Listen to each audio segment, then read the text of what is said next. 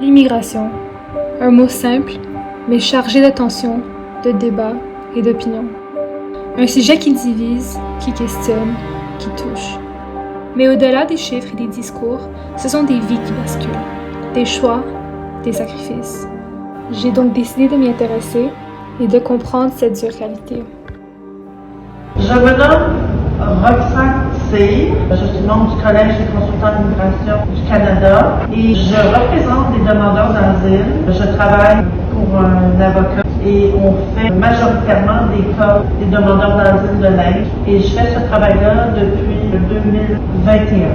Est-ce que vous trouvez que c'est un peu difficile parfois de trouver un travail pour réfugiés qui arrivent au Canada? Moi, ce que j'ai remarqué, c'est que souvent, ces gens-là font des travaux que je pense qu'ici, beaucoup ne voudraient pas faire. Ils sont beaucoup dans les légumes, couper des légumes, dans des conditions extrêmement difficiles. Pour les Québécois, c'est dur de trouver un logement parce que c'est vraiment cher. Mais c'est pour les immigrants, alors c'est quoi leur réalité pour eux? C'est extrêmement dur. Alors finalement, ils sont souvent dans les mêmes quartiers. Ils vont louer des logements chers, mais qui ne sont pas nécessairement salubres. Voilà. Donc, si vous aviez un conseil à donner aux immigrants qui arrivent au Canada, ce serait lequel? C'est la langue. Il faut absolument que tu apprennes la langue. Surtout au Québec. Le Québec, c'est différent parce que c'est le français ici. Puis il y en a qui vont arriver ici, puis qui vont parler anglais, puis ils ne se forceront pas à parler français, mais là, à un moment donné, ils se rendent compte qu'ils ne peuvent pas avoir de travail. À moins d'être dans un secteur strictement anglophone. Il y en a, malgré tout. Mais au Québec, c'est vraiment le français. Écoutez, merci beaucoup, madame Roxane, c'est très intéressant. Merci beaucoup. En plus du Canada, je voulais aussi en apprendre davantage sur la France. Ce pays qui semble aujourd'hui déchiré entre plusieurs pôles, entre ouverture et repli, entre solidarité et peur de l'autre. J'ai eu le privilège d'avoir un entretien avec une experte au sujet de l'immigration qui se trouve ici à Sciences Po. Alors, je m'appelle Catherine Vitol de Venden, je suis directrice de recherche au CNRS et donc je suis à Sciences Po, ici au CERI, Centre d'études des relations internationales. La migration post-coloniale, c'est surtout un phénomène français, si j'ose dire, et belge, mais surtout français, et anglo-saxon. Et nous, c'est surtout l'immigration algérienne. Aujourd'hui, c'est la première en termes de chiffres.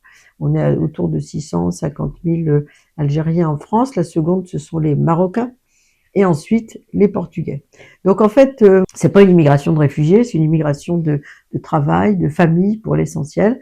Et cette immigration, elle est implantée depuis longtemps. Par rapport aux politiques migratoires de la France, est-ce qu'elles étaient plus souples auparavant ou maintenant elles le sont moins? Non, elles sont de plus en plus dures, mais c'est pas nouveau, malheureusement, parce qu'il y a eu une succession de lois en France. Presque chaque fois qu'on a un nouveau ministre, on a une nouvelle loi sur l'immigration qui ont durci la politique migratoire, notamment à l'égard de l'asile, par exemple.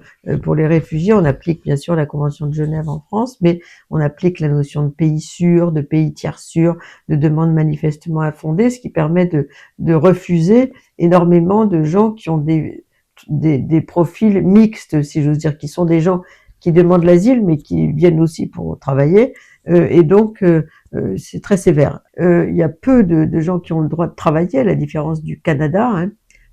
C'est l'essentiel des migrants en France aujourd'hui, c'est les étudiants. Hein. Ensuite, on a les réfugiés, à peu près comme les familles. Ensuite, seulement, on a les travailleurs. Donc, le travail est fermé pour la plupart, sauf pour les très qualifiés ou ce qu'on appelle les métiers en tension. Donc, ce sont des exceptions dans toute une série de secteurs qui peuvent être balayeurs, si on n'en a pas, jusqu'à l'informaticien de haut niveau, en passant par les médecins, etc. Donc, on a des tas de métiers qui manquent. Comme l'immigration de travail est fermée pour la plupart, ce qui n'est pas du tout le cas au Canada, il y a des tas de métiers pour lesquels on n'a plus personne. Par de métiers, est-ce que vous trouvez que les immigrants ils subissent quand même une discrimination ici par rapport aux... Bien sûr, à des niveaux plus élevés, oui, c'est vrai. Et il y a eu des tests qui ont été faits d'associations de lutte contre le racisme qui disent quand les gens envoient des CV sans le nom et le prénom, ils ont plus de chances d'être reçus pour un entretien que s'ils s'appellent Mohamed Amran, par exemple. Et puis, dans certains métiers, moi je l'ai vu dans plusieurs cas, quand ils ont un prénom musulman, on leur dit de changer de prénom. Par exemple, dans un grand café un peu chic, on leur a dit vous appelez plus Ahmed, vous appelez Antoine pour nous. Hein. C'est dur hein, pour l'identité. Donc la mise en scène est très très importante. Et c'est pourquoi chaque ministre veut une nouvelle loi sur l'immigration pour dire moi j'ai fait quelque chose, vous voyez, j'ai fait quelque chose, je laisse une sorte d'héritage de mon passage. Donc chaque fois qu'on a un nouveau ministre, pour marquer le paysage dans cette entreprise de théâtralisation, ben, il va adopter une nouvelle loi. Mais ça sert à rien. Donc, est-ce que selon vous, la France devrait s'inspirer de certaines politiques migratoires Ben, d'autres pays? surtout de celle du Canada, oui. Je pense que c'est la meilleure politique migratoire au monde et je pense que c'est la plus efficace. Et pour ça, ça suppose que la France s'accepte comme pays d'immigration, d'installation, ce qui n'est pas le cas. Donc, merci beaucoup pour votre temps, Madame Devenne. Ah non, merci. Ensuite, je suis allée au musée de l'immigration, un incontournable afin de bien comprendre le phénomène. L'extérieur nous donne un aperçu des racines de l'immigration française, que ce soit avec les communautés issues de la Méditerranée, mais aussi les communautés maghrébines telles que l'Algérie, la Tunisie et le Maroc.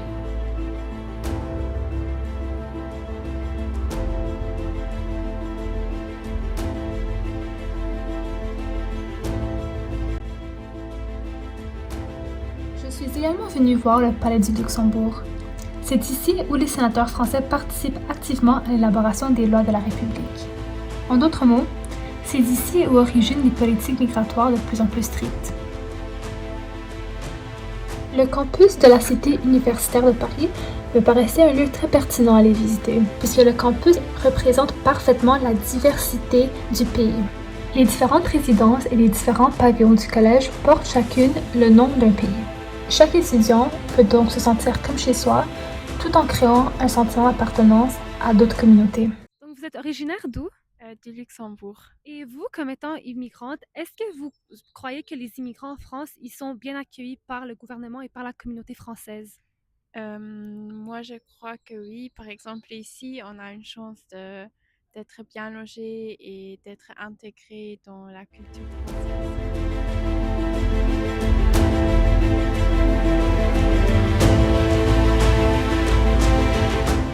J'ai également eu la chance d'avoir un second entretien, cette fois avec un expert au Collège de France. Alors, je m'appelle François Errand et je suis actuellement détenteur de chaire Migration et Société au Collège de France. On entend souvent dire au Canada, l'opinion publique, elle mentionne qu'on en fait un peu trop pour les immigrants, on dépense trop d'argent pour eux et l'aide sociale, etc.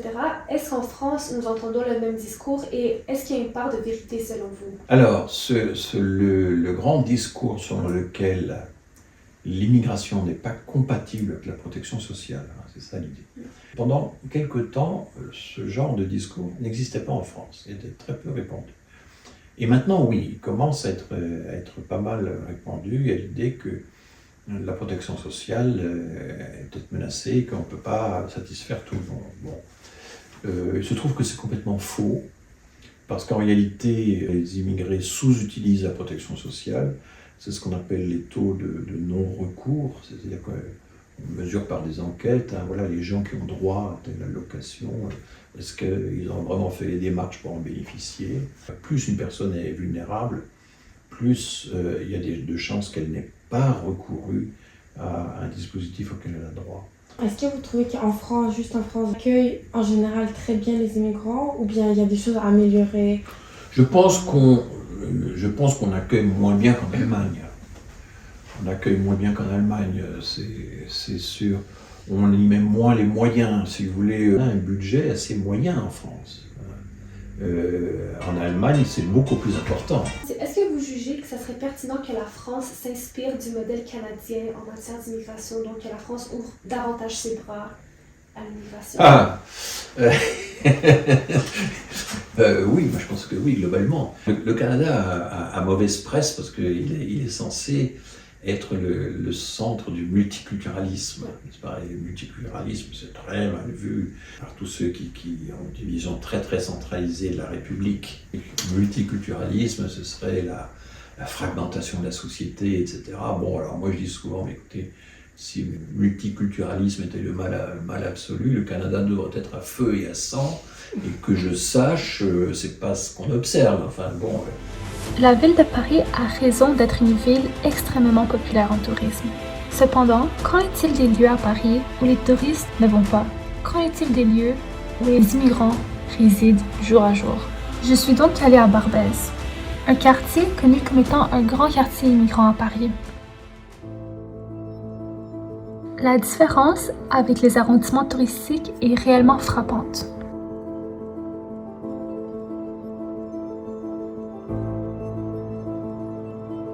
Voici le marché de la Goutte d'Or.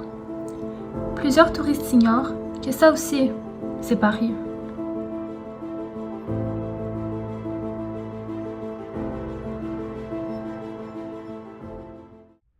J'étais au Cameroun, je faisais rien, mais j'étais un simple vendeur ambulant. Dans des années passées, le respect était mutuel vis-à-vis des émigrés et des jeunes d'aujourd'hui.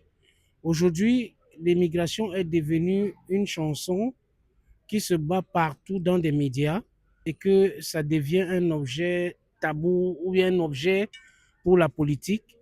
Mais en fait, l'immigration fait profiter qu'aujourd'hui c'est pire. Quand on va dans des sociétés pour pouvoir travailler malgré nos formations, il faudrait que vous ayez une performance plus que ceux qui sont natifs français. Aujourd'hui, la police te menace et dès que vous arrivez dans un commissariat, c'est des bastonnades dans des coins où il n'y a pas de caméra et tout ça.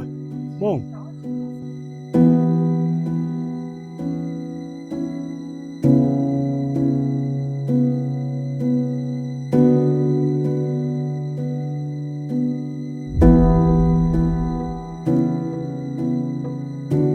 Coin de la rue, que ce soit dans les restaurants, que ce soit n'importe où, vous retrouvez la discrimination.